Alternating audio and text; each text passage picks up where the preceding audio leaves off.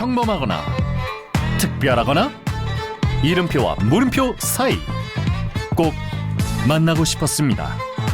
사람이 뉴스다. 우리 지역 경남의 창원을 배경으로 한 단편 영화가 한편 곧 개봉을 앞두고 있습니다. 가정 위탁을 소재로 한 영화, 제목은 계약 만료입니다. 오늘 사람이 뉴스타의 주인공 정보경 감독 모시고 이 영화 내용을 파보도록 하겠습니다. 감독님 어서 오십시오. 안녕하세요. 예, 영화 소재가 가정 위탁입니다. 그래서 네. 가정 위탁하면 뭐 돌봄의 이미지도 떠오르고 뭐 각 분들의 생각이 있을 텐데 네. 감독님께서 먼저 직접 정의를 내려주시고 소개를 해주시면 네. 영화 이해가 빠를 것 같습니다. 일단은 이제 가정위탁이라고 보편적인 이제 기준이 있는데요.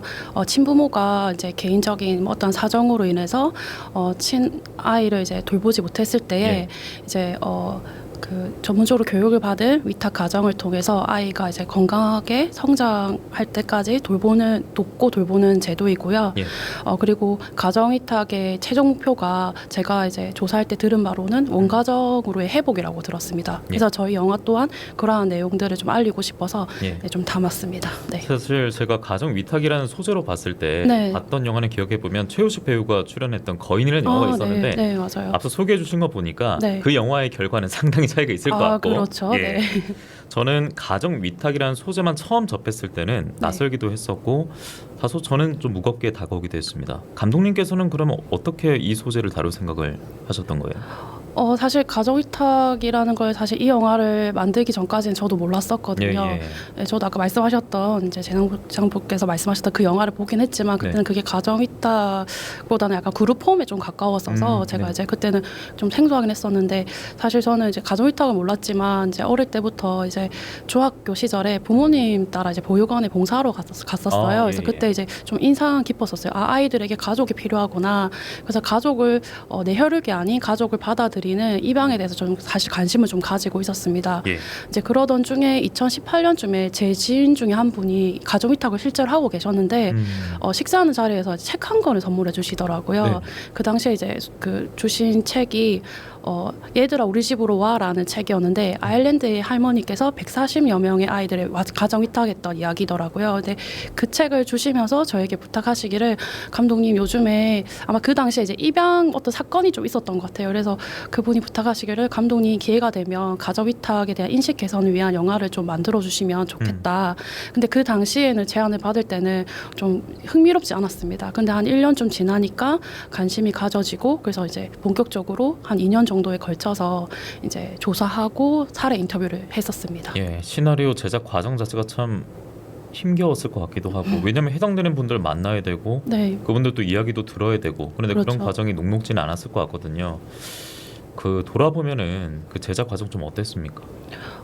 일단 이렇게 그러니까 수면 위로 그 가정위탁 하시는 분들을 만나기가 쉽지 않았습니다. 그럴 것 같아요. 그래서 먼저는 이제 이렇게 조사를 해보니까 이제 전국의 많은 기관들이 위탁을 받아서 가정위탁 지원센터를 하고 있더라고요. 그래서 또한 이제 경남에 있는 가정위탁 지원센터를 소개받아서 2018년, 19년 2차례 정도 방문해서 그 종사자분들에게 이제 이야기를 듣고 그리고 이제 주변에 수소문해서 전국적에 계시는 한 10가정 정도를 겨우 만날 수 있었습니다. 그래서 특히나 이제 위탁 부모님들은 그래도 좋은 취지라고 이렇게 인터뷰를 이제 해주셨는데 사실 친부모들 만나기는 쉽지 않았고 보통은 위탁 부모님들이나 아니면 기관 종사자분들을 통해서 이제 이야기를 들을 수 있었고 위탁 아동들 또한 직접 만나기가 쉽지 않았는데 한 번은 이제 갓난아기를 이제 위탁하시는 가정 같은 경우는 아이를 데리고 나와주셔서 아이를 또 만난 적도 있었습니다.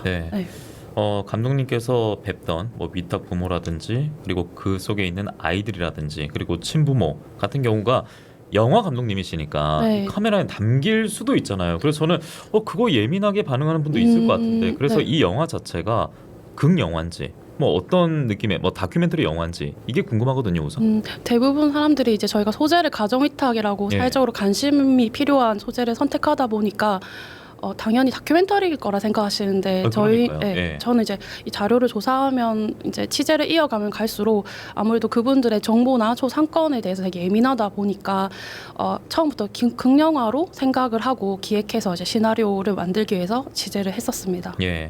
그러면 그 만나면서 들었던 이야기를 토대로 네. 뭐 감독님의 상상력을 넣어서 네. 뭐 제작한 그런 시나리오도 있지 않겠습니까? 그리고 그렇죠. 에피소드는 어떤 게 있었을까요? 인상적인 거? 이제 저희가 다큐멘터리로 다루지 못하는 만큼 사실 실제 에피소드를 그대로 가지고 오는 것도 조심스러운 그 부분이라서 또한 그렇겠습니다. 네, 제가 이제 만났던 분들을 보고 이제 캐릭터나 이런 이제 그 가정의 사례들을 좀 많이 복합적으로 만들어내서 재창조해서 제 상상을 조금 더했습니다. 예.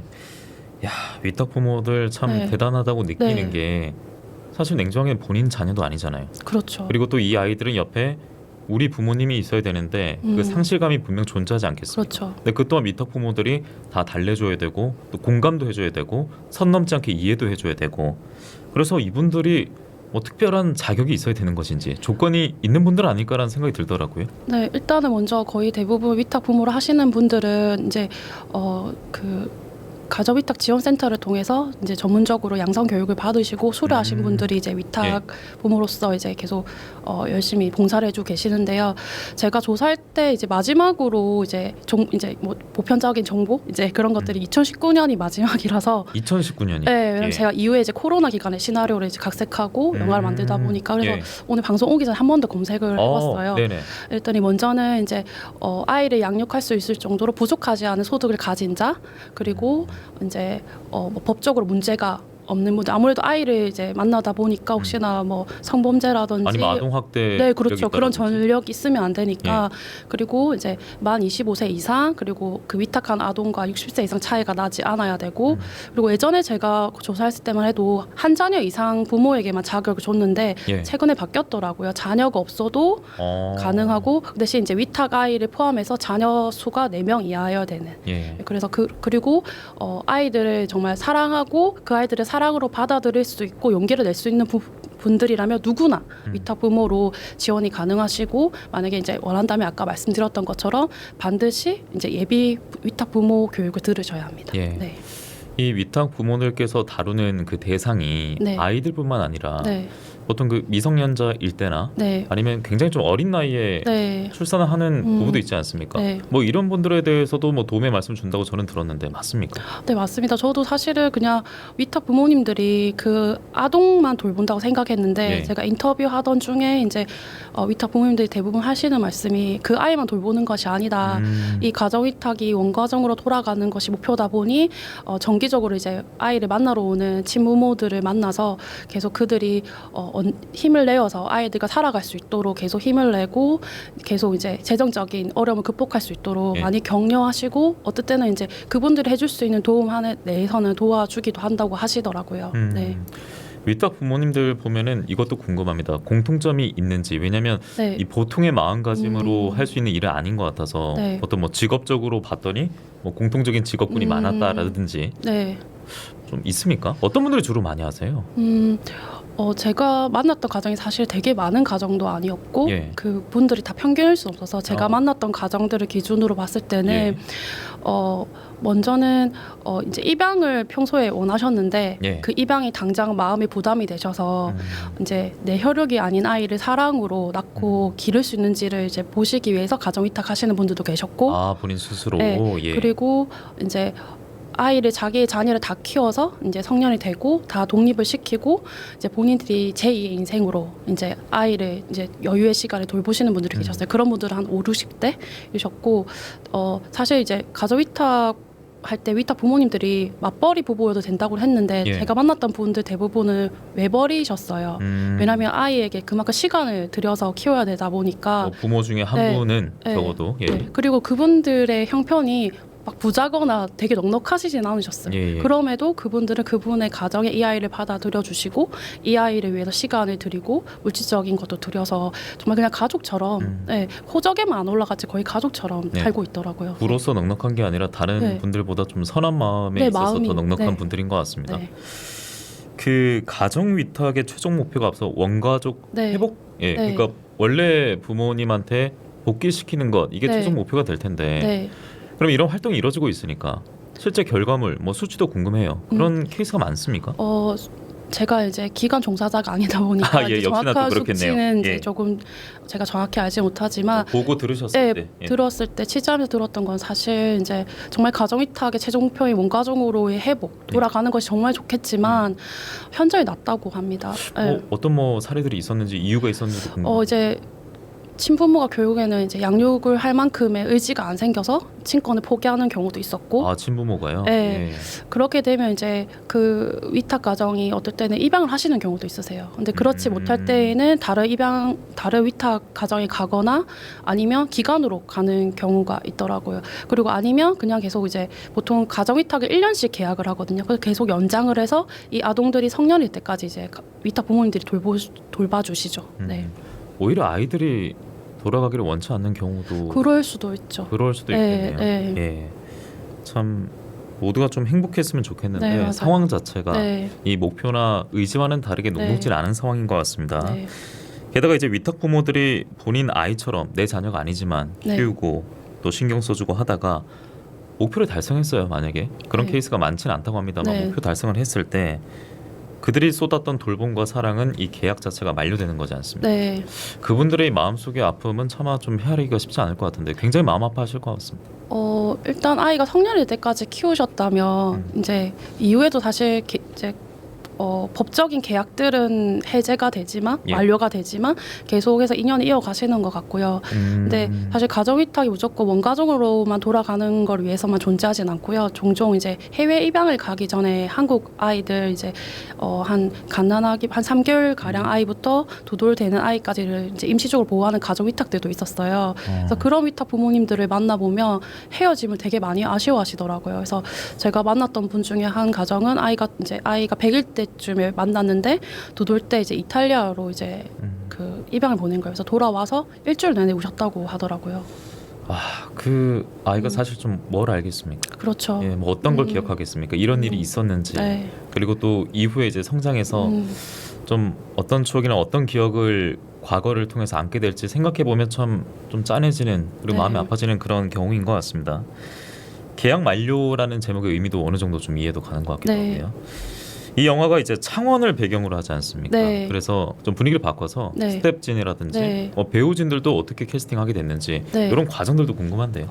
일단은 이제 제가 이제 창원 마산에 살고 있기도 했고 이제 아. 장소를 물색을 하다 네. 보니까 이제 계획했던 건 아닌데 마산에서 100% 촬영하게 됐었습니다. 그러니까 고향은 창원이시고 네, 마산이에요. 마산이시고 네. 고향에 준비를 하신 거네요. 네. 예. 그래서 저는 이제 제 고향이 마산이니까 마산이 다 남겨서 너무나 좋았고 그리고 기왕이면 배우들도 저희와 이미지와 연기적인 부분들이 맞다면 지역에서 발굴을 하고 싶었는데 저희가 이제 서울과 마산에서 이제 오디션을 2차례 진행했는데 네. 교회는 이미지 맞는 분들을 찾다 보니까 서울에서 대부분 주 조연들을 오셨고요.